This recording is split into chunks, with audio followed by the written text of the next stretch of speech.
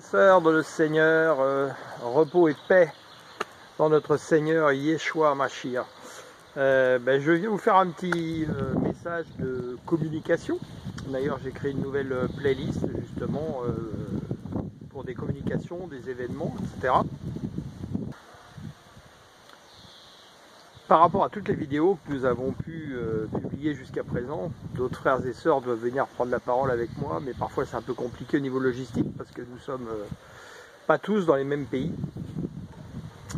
Et le but de cette communication est ce que le Seigneur nous a demandé, c'est-à-dire de nous avertir, de sonner la trompette et que nous prenions garde parce que rien n'est acquis. Sinon le Seigneur ne nous dirait pas celui qui persévérera jusqu'au bout.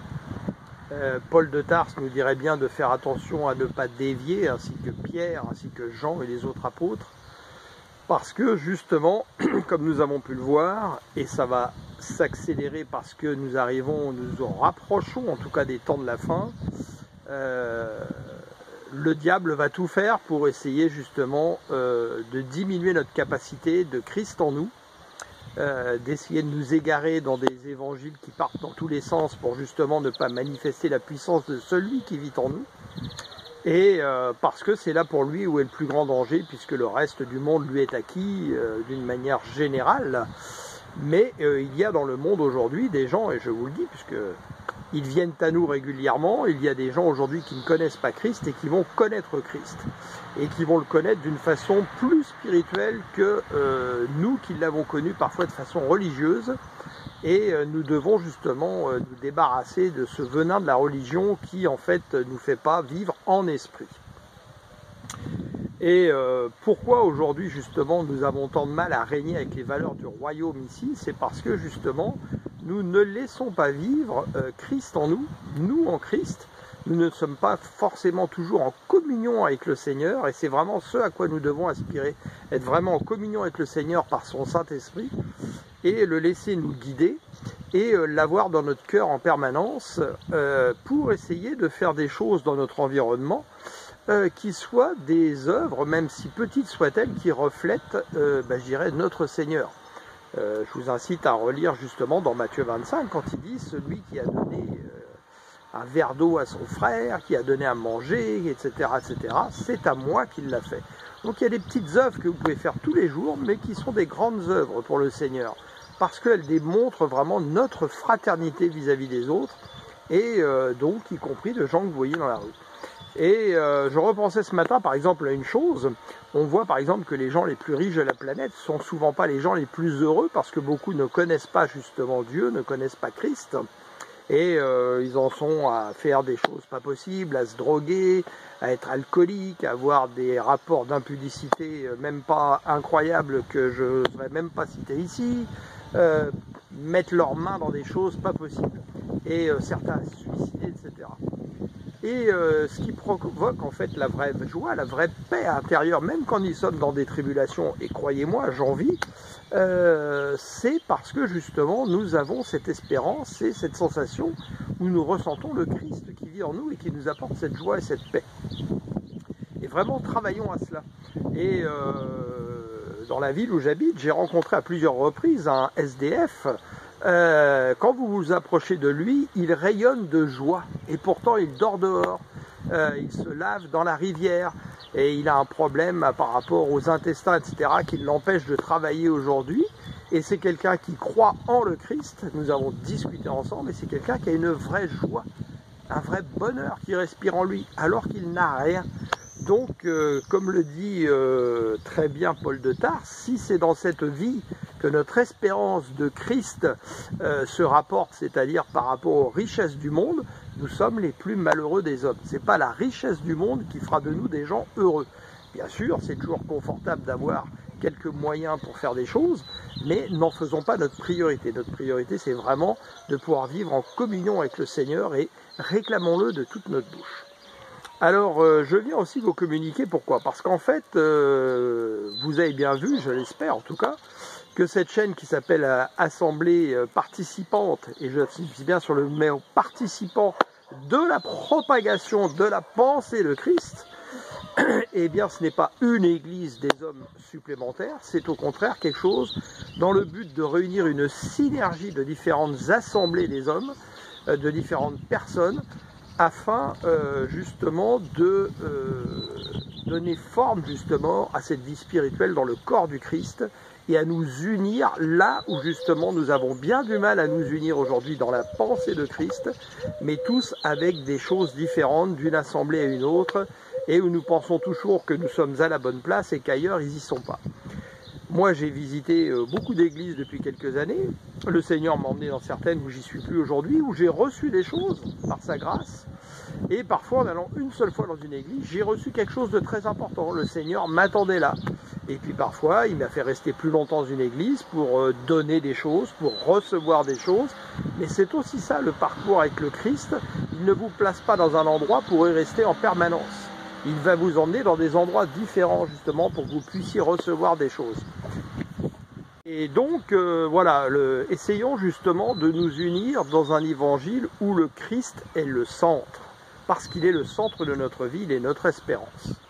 Nous avons des projets justement que le Seigneur nous a mis à cœur à travers les différents pays pour pouvoir essayer justement de développer autour de nous dans ce que nous pouvons faire ou ce que nous allons faire, les valeurs du royaume, dans notre façon d'agir, dans notre façon de travailler, notre façon de parler, de ne pas avoir honte de parler du Seigneur Jésus, de notre foi en lui. Pourquoi nous avons foi en lui de façon spirituelle, pas de façon religieuse, sinon les gens souvent sont rebutés, ce qui est tout à fait logique.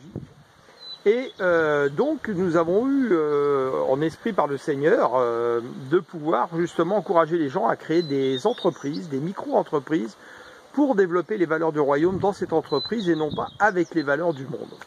Alors ça peut être ce que vous voulez, un restaurant, vendre vos fruits et légumes, créer une chaîne internet avec des buts de développement du valeur du royaume, être imprimeur, être éditeur, être commerçant, travailler en informatique pour développer justement des choses qui pourraient servir au développement du valeur du royaume.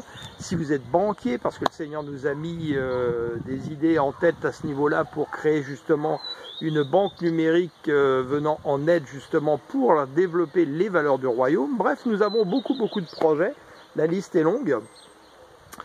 Et nous avons donc besoin de compétences. Et si des frères et sœurs qui m'écoutent là aujourd'hui ont des compétences dans des domaines divers, on a besoin par exemple de gens qui sont très bons en informatique pour le développement par exemple de sites et de, je dirais, d'applications.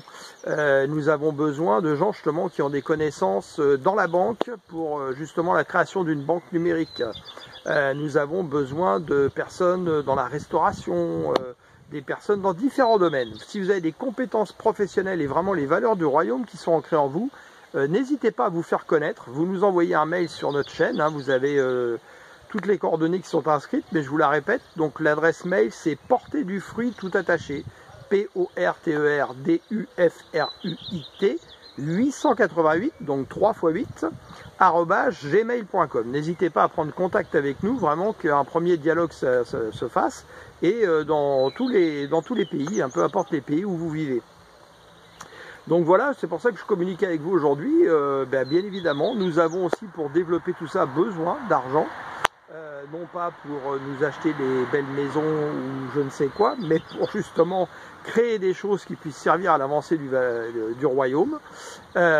Si des personnes justement veulent se faire connaître à ce niveau-là pour que nous puissions discuter, leur montrer nos besoins, on a par exemple des idées que le Seigneur nous a mis pour développer l'agriculture en Afrique et qui dépasse le côté de la culture vivrière, ce qui serait déjà une bonne chose, mais même pour vendre justement des produits, etc., vendre sa propre production pour certaines personnes, peut-être regrouper ça à travers des coopératives justement avec les valeurs du royaume, des projets de dispensaires, des projets justement d'irrigation pour justement l'agriculture. Donc si vous avez déjà des connaissances pareilles dans le forage des puits, des choses comme ça, faites-vous connaître, ça nous intéresse. Tout ce qui peut servir en fait l'homme dans son bien-être, je dirais ici-bas, mais aussi spirituel, et qui vise à faire le contraire de ce qui se passe aujourd'hui dans notre société. Le Seigneur nous a dit que justement le Fils nous affranchira, ce qui veut dire nous libérer, nous ne sommes plus des esclaves. Et le monde, vous le voyez comme moi, très souvent vient au contraire nous remettre des chaînes pour nous rendre esclaves. Esclaves, je dirais, de technologie, esclaves d'un modernisme, esclaves, je dirais, tout un système financier, etc. Donc nous ne travaillons pas avec ces valeurs, justement. Nous voulons travailler avec d'autres valeurs.